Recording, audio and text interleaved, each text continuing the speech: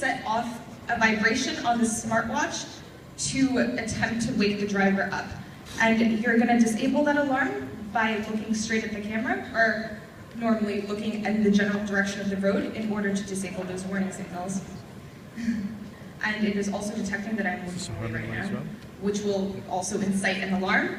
At the same time, we're using Intel Edison chip to warn surrounding drivers of the presence or identification of a drowsy driver. So the red light it'll set off red LED lights and flash signals for, to set off signals. This is really hard to do with my eyes closed. Okay, there we go. So as these alarms go off, it'll simultaneously warn surrounding drivers to avoid our vehicle because there is a drowsy driver operating the wheel. And I'm now going to disable. That would be it.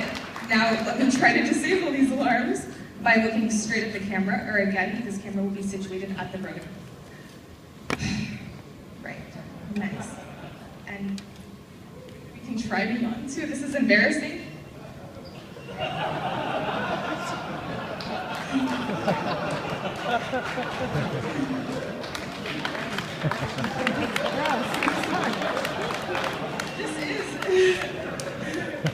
This is a very advanced prototype that is meant to, as embarrassing as it looks to have to make a demo of, it will.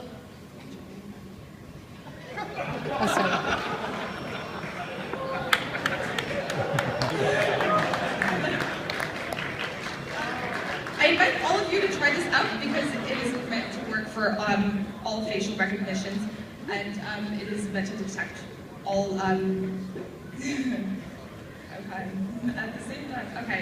Just to go into the implementations of devices that we used to create this device, we used AT&T's Auto API, Windows Phone, and the Intel Edison chip in order to warn drivers of their drowsiness and inattentiveness to the road.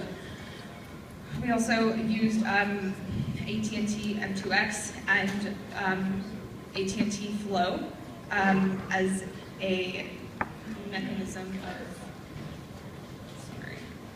as a backend mechanism to store data for database purposes. Do you want to come on? All right.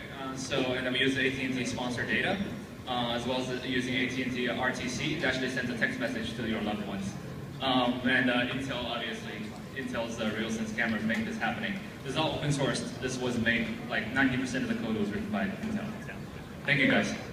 Right.